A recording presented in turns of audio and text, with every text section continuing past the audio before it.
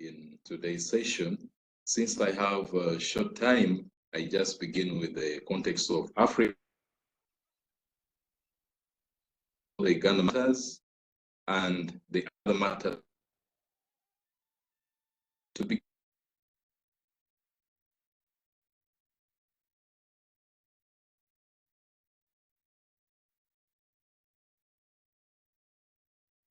although it is secular, 9%.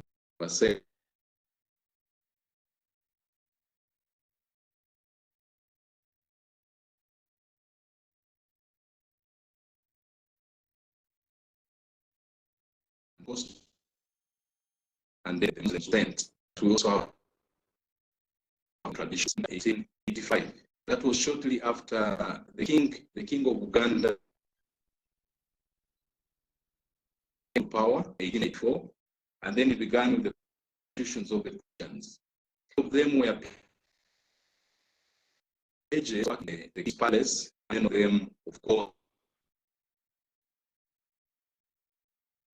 the king saw that his power kind of being usurped, of course, by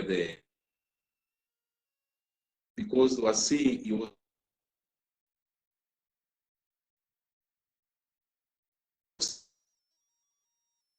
the pages that they were doing back in the palace. And so to begin with, in 1885, Bishop Huntington was coming to be the Bishop of South Africa.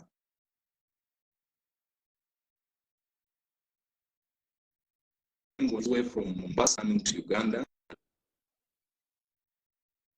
And when in his death, his misfortune in the kingdom. So unfortunately at that time, that's when the bishop was coming, was the first victim of Mwanga. One of the pages called who was a very committed instructor of the catechumens, and then he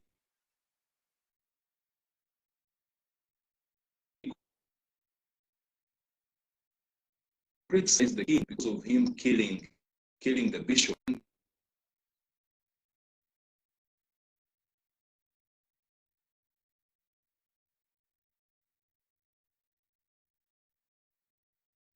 The person now to be mad and was killed. After the killing of Bishop Huntington provoked many people to wonder why the king would do like that. And many of these Christians also had been killed, executed at Namugongo, which was an isolated area just outside the outskirts of Kampala. Now, and secondly, the king discovered that the pages were being so loyal to the missionaries, and so he wanted them to stop. His anger was enraged when these people refused to abide by his orders. So the Catholic martyrs of Uganda were killed. We have 22 of them, with Charles Lwanga being head, and then the other follow. Salemba is on the left hand, and then left to die on the 30th of May, 1886. Together with Martyrs, Kalemba, Dennis Sebgwaho was 16 years old, beheaded at Munyonyo. Ponsiano Ngondwe was 35 years, speared to death near Munyonyo on the 26th of May. Gonzaga Gonza, Noah Mwagali, Luke Banabakintu, and all the others who are 22 in number. These martyrs were beheaded in 1920 by Pope Benedict XV, and then they were canonized in 1964 by Pope VI in that sitting when they were still for the Vatican Council too. For us Ugandans, the martyrs are they are the seed for our faith. In spite of their death, in such already. We learn from them a lot, seed for our faith. And again, we can't forget the other two martyrs from northern Uganda. Blessed Daudi Okello was only 16 years old, and Blessed Gildo Irwa was only 12 years. These ones were also killed in 1918. The missionaries had sent them to evangelize the catechumens, and then they were drawn from their heart and again killed. I would like to try to go to other matters within Africa who have also undergone different persecutions and then ended up dying. We can begin with Blessed Isidore Bakanja, who was a layman and martyr from the Democratic Republic of Congo. From 1887, was killed in 1909. And he had worked as an assistant man for the white colonialists in Belgium, Congo, and later in Zaire. While working in Belgium, he encountered people trade.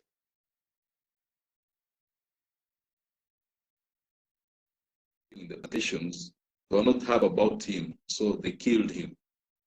Then we have Blessed Marie Clementine, that was of Democratic Republic of Congo. She also met in 1964 in Congo. She was killed during the anarchy that followed Congo's Mulere rebellion under the Simba rebels. Then we have Blessed Benedict Daswa, that was a layman and martyr of South Africa. We are told that Blessed Benedict Daswa was the first martyr. He had been a teacher and school principal in the province of Limpopo in South Africa. He was a highly skilled educator and an exemplary husband.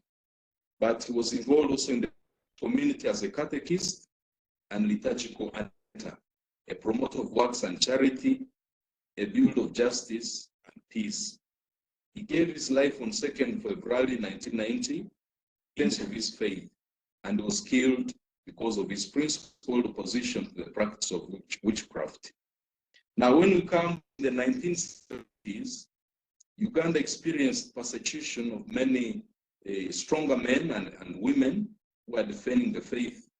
That was during the reign of Amini Dada, who was then the president, who reigned from 1971 to 1979. The one who first died during that time was the Archbishop of the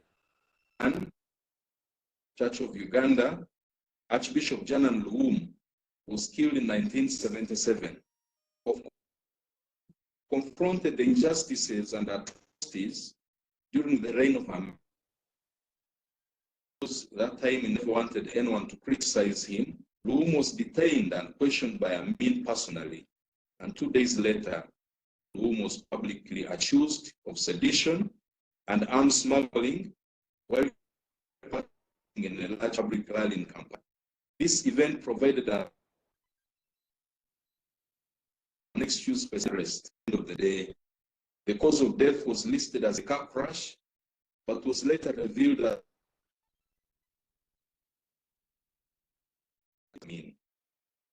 Janan Luum Day is always observed in Uganda on February 16th each year. In Uganda, it is a public holiday. The day recognizes the pivotal contributions of Janan Luum, who today is regarded as one of the most influential leaders in the modern Church of Africa, especially in Uganda. Now, this martyrdom, along with more religious leaders under the regime of Obote, and also those leaders who followed after, give a testimony that many of the Ugandans have suffered as Christians because of their faith as witnesses. I'd like to draw some lessons from the martyrs. What we draw from these martyrs?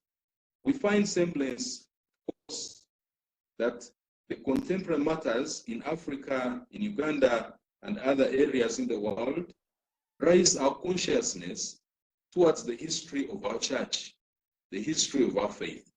We find semblance with the early church martyrs, men and women, who are so brave and determined to stand for their faith. Of course, the great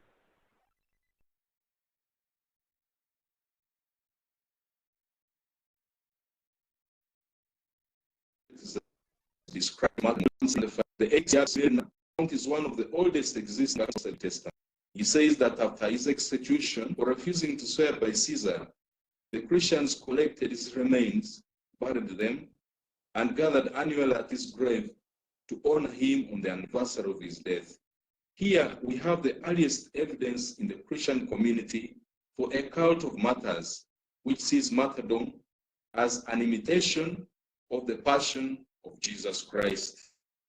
Presently in Uganda, every 3rd of June each Uganda martyrs, majority of whom were lay people who were killed for converting to new Christian faith on the orders of the king then. People, when they come for pilgrimage, give many testimonies of their prayers being answered through the intercession of the Uganda martyrs, and thus the martyrdom of these people, the growth of faith, especially here in Uganda.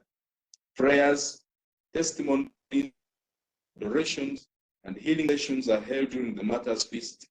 Thus, the religiosity of the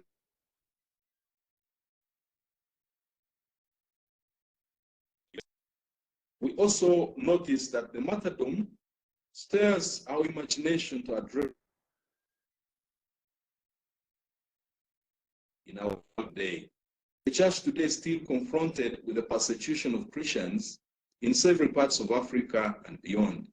There are Christians in several parts of Africa and beyond still undergoing all forms of persecution because of their faith.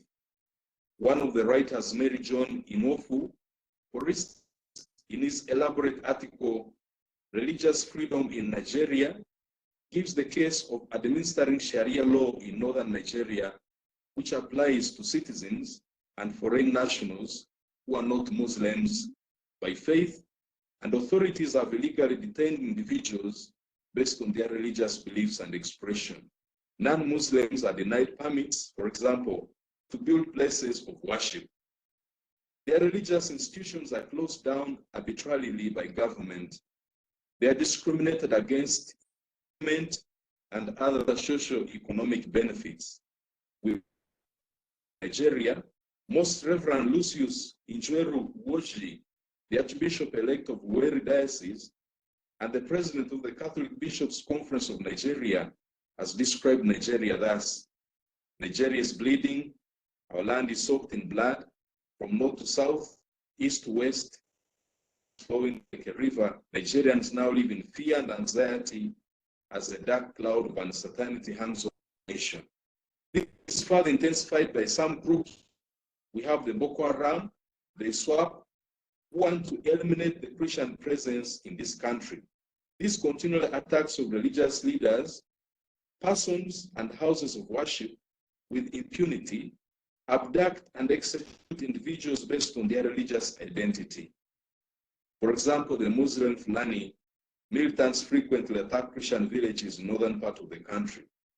Unfortunately, as it is said, amidst this Herodias violence in the country, government impassiveness is persistent. This means that the area of freedom of religion, a Muslim's treatment of others, is then governed by the Sharia law rather than the constitution. Hence, in the northern parts of Nigeria, where Sharia rules, the right to freedom of non-Muslims is not respected.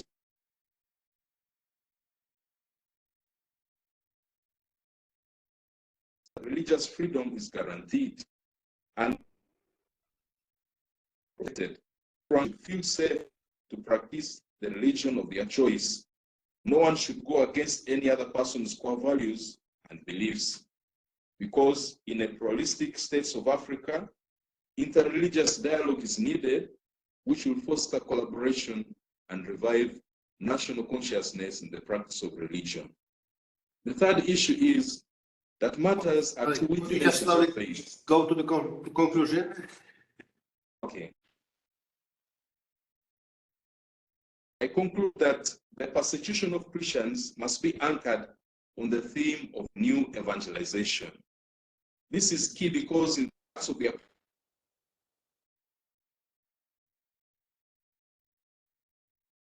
also the periods of persecution aided with the periods of the growth and the community forms of prayer, encouragement, solidarity. We must therefore work hard to build strong institutions which can support and energize our democracy and its culture of accommodation and collaboration, consensus building and trust.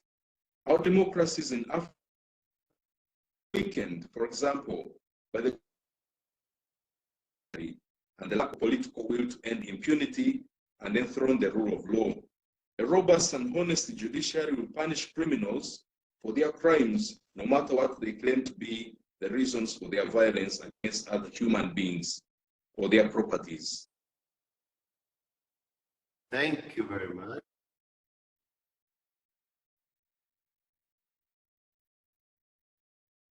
Society won't stand for political ends.